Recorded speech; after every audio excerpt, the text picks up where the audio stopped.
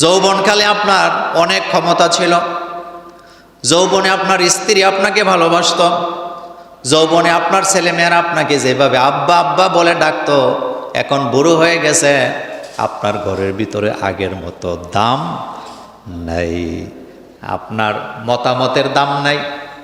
আপনি ঘরের ভিতরে জোরে একটা কাশি দিলে কেউ পছন্দ করে না। এমন অবস্থায় চলে গেছেন আপনি, আপনার পুত্রবধূ আপনাকে এখন আর আগের মতো পছন্দ করে না, আপনার নিজের স্ত্রী আপনাকে আগের মতো আর ভালোবাসে না, ছেলেমেয়েরা আপনাকে পছন্দ করে না, কারণ আপনি কামাই করতে পারেন না, সংসারের বোঝা হয়ে গেছেন আপনি। যেই সংসারের ঘানি টানছিলেন সারা জীবন, যেই সংসারটাকে উঠাবার জন্য নিজে না খায়া নিজে না পয়রা সব কিছু করেছেন, এখন আপনি বুড়ো হয়ে গেছেন বলে এখন আপনার আর কোনো দাম নাই। তাওবার ব্যাপারে আমরা কথা বলছিলাম, অপরাধ মানুষের দ্বারা হয়ে যায়। রাসূল করিম সাল্লাল্লাহু আলাইহি ওয়াসাল্লাম বলেছেন, কুল্লুকুম খত্তা, তোমরা সাধারণ মানুষেরা সবাই পাপ করো।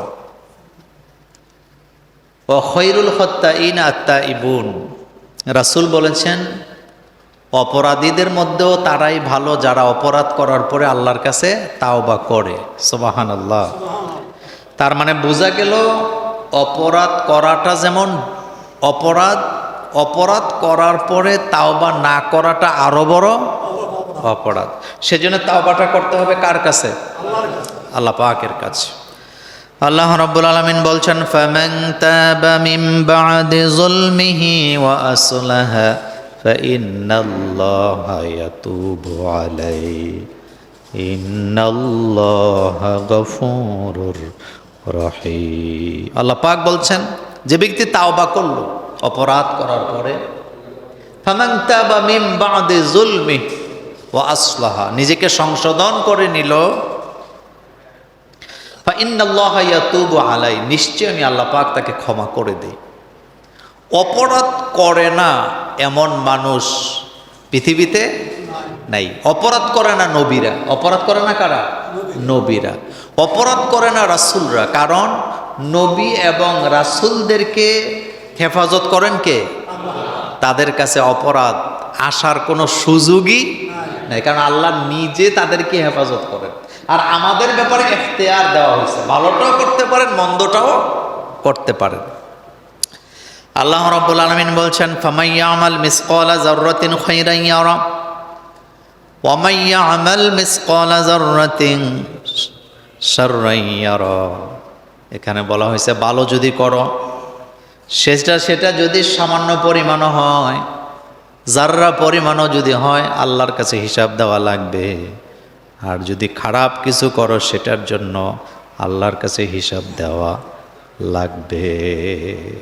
বাঁচার কোনো রাস্তা নাই। দেখেন, অনেকে বলে যে হুজুর পাপ তো হয়ে গেছে, পাপ তো করে ফেলছি, এখন করবটা কি? পাপ হয়ে গেছে, করে ফেলছি, এখন কি করব? যত বড় পাপ হোক, যত বড় জঘন্য অপরাধ হোক, পাপ যদি হয়ে যায় কাজ করতে হবে দুইটা। কয়টা? প্রথম কাজই হবে যে পাপটা আপনি করছেন এটা আর করা যাবে না, এটা আর করা যাবে না। এটা হলো তাওবার প্রথম শর্ত। কোনো ব্যক্তি যদি বলে আমি তো অপরাধ করে ফেলেছি, এখন আমি কি করব? প্রথম কাজই হবে এই অপরাধের কাছে আর কখনো যাওয়া যাবে না, এই অপরাধ করার যাবে না, এটা দৃঢ় সংকল্প করা। 2 নাম্বার কাজ হলো আপনার হাতের দ্বারা, চোখের দ্বারা, পায়ের দ্বারা, ব্রেনের দ্বারা, মগজের দ্বারা, হাত দ্বারা, জিহ্বা দ্বারা ভালো কাজ করতে থাকেন। কারণ ভালো কাজ করার কারণে খারাপ অপরাধগুলিকে ভালো কাজ দিয়া বদলায় দেয় কে? আল্লাহ পাক বলেন, আমার বান্দা যদি অপরাধ করার পরে তাওবা করে, খুবই গুরুত্বপূর্ণ কথা, আমার বান্দা যদি অপরাধ করার পরে আমার কাছে তাওবা করে, তাহলে আমি আল্লাহ পাক তার আমলনামার ভিতরে যে অপরাধগুলো ছিল, সাইয়্যাতগুলোকে আমি আল্লাহ হাসানা দিয়ে বদলাই দিই। সুবহানাল্লাহ। হাসানা দিয়ে বদলাই দেয় কে? আমার কলিজার ভাইয়েরা, বুখারীর হাদিসে আম্মাজান আয়েশা সিদ্দিকা রাদিয়াল্লাহু তাআলা আনহা বলেন, রাত্র যখন গভীর হয়ে যায় আল্লাহ রাব্বুল আলামিন প্রথম আকাশে নেমে আসেন। তার মানে হলো প্রথম আকাশের দরজাগুলি খুলে দিয়া বান্দাকে আল্লাহ ডাকতে থাকেন, ও বান্দা কে আছো, অপরাধ করেছো আমার কাছে ক্ষমা চাও। কে আছো তোমার রিজিকের দরকার আমার কাছে চাও। কে আছো তোমার সন্তানের দরকার আমার কাছে চাও। কে আছো তোমার চাকরির দরকার আমার কাছে চাও। কে আছো অসুস্থতায় ভুগতেছ, সুস্থ হচ্ছ না, আমার কাছে বলো। তোমার যত যাবতীয় প্রয়োজন আছে বান্দারে আমার কাছে খুলে খুলে বলো। তোমার জন্য দরজা খোলা, আমি আল্লাহ অবশ্যই তোমাকে দান করে দেব। এই পৃথিবীতে রাত্র যত গভীর হয় দুনিয়ার মানুষের দরজাগুলা তত বন্ধ হয়ে যায়। কথা কি বুঝতেছেন? রাত্র যত গভীর হয় দরজা তত বন্ধ হয়। অফিস আদালত বন্ধ, ঘরের দরজা বন্ধ। রাতের 3টা বাজে যদি আপনি আপনার মায়ের দরজায় যেয়ে ডাকেন, মা যদি ঘুম থেকে জাগ্রত হয়, মা যদি জিজ্ঞেস করে কেন এসেছো, আপনি যদি কোনো কারণ বলতে না পারেন মা আপনার প্রতি রাগ করবে। কোনো বন্ধুকে যদি আপনি গভীর রাত্রে ডাক দেন বন্ধু বিরক্ত হবে। আপনি আপনার স্ত্রীকেও যদি রাতের বেলা ঘুমের সময় ডিস্টার্ব করেন সে আপনার প্রতি রাগান্বিত হবে।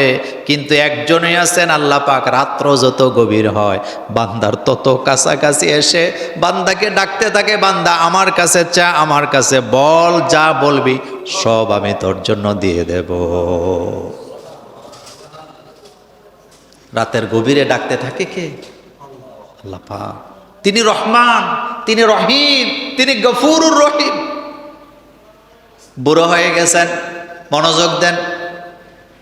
যৌবনকালে আপনার অনেক ক্ষমতা ছিল, যৌবনে আপনার স্ত্রী আপনাকে ভালোবাসত, যৌবনে আপনার ছেলেমেয়েরা আপনাকে যেভাবে আব্বা আব্বা বলে ডাকতো, এখন বুড়ো হয়ে গেছে, আপনার ঘরের ভিতরে আগের মতো দাম নাই, আপনার মতামতের দাম নাই। আপনি ঘরের ভিতরে জোরে একটা কাশি দিলে কেউ পছন্দ করে না। এমন অবস্থায় চলে গেছেন আপনি, আপনার পুত্রবধূ আপনাকে এখন আর আগের মতো পছন্দ করে না, আপনার নিজের স্ত্রী আপনাকে আগের মতো আর ভালোবাসে না, ছেলেমেয়েরা আপনাকে পছন্দ করে না, কারণ আপনি কামাই করতে পারেন না, সংসারের বোঝা হয়ে গেছেন আপনি। যেই সংসারের ঘানি টানছিলেন সারা জীবন, যেই সংসারটাকে উঠাবার জন্য নিজে না খায়া নিজে না পয়রা সব কিছু করেছেন, এখন আপনি বুড়ো হয়ে গেছেন বলে এখন আপনার আর কোনো দাম নাই। এই অবস্থায় দুনিয়ার সকলের দরজা আপনার জন্য বন্ধ হয়ে গেছে, কিন্তু একজনের দরজা আপনার জন্য খোলা আছে, তিনি হচ্ছেন আল্লাহ। তিনি কে? আল্লাহ আপনাকে ডাকতেছে, বান্দা দুনিয়াতে তোর কোনো দাম নাই, কেউ তোরে পছন্দ করে না, ঘরে বেশি সময় থাকো সেটাও চায় না, আমার মসজিদের দরজা তোর জন্য খোলা আছে, মসজিদে চলে আয়, মসজিদের দরজা উন্মুক্ত আছে।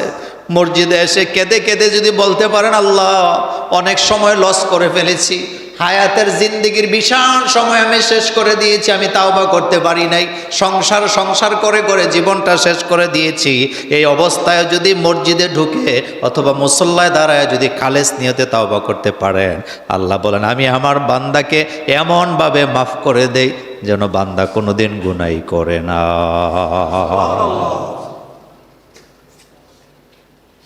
আল্লাহর চেয়ে দয়ালু আর কেউ আছে? আসতে বললেন যে আল্লাহর চেয়ে দয়ালু আর কেউ আছে? উদউনি আস্তাজিব লাকুম, আমাকে ডাকো আমি তোমার ডাকে সাড়া দেব। ফাজকুরুনি আযকুরকুম ওয়াশকুরু লি ওয়ালা তাকফুরুন। এই আয়াতের অর্থটা আমাদের দেশে ঠিক মতো অনেকে করে না। অনেকে বলে আমরা যদি আল্লাহর জিকির করি আল্লাহ আমাদের জিকির করে, কথাটা ভুল, এইভাবে হবে না। আল্লাহর জিকির অর্থ কি?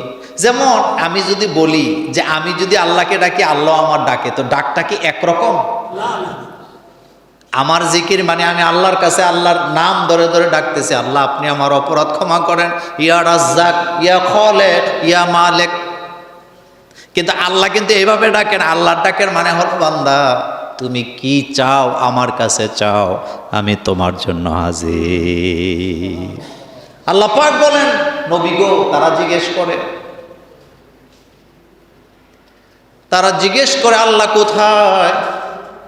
আপনি জবাব একটাই দিয়ে দেন, আল্লাহ তোমার সাহা রগ, গাড়ের মধ্যে যে রগ আছে তার চেয়ে আরো বেশি নিকটে। কত নিকটে? আপনার ঘাড়ের মধ্যে যে রগ আছে এইটার চেয়ে আরো আরো নিকট। এই জন্য মোমেন কখনো হতাশ হয় না। বলেন, মোমেন কখনো হতাশ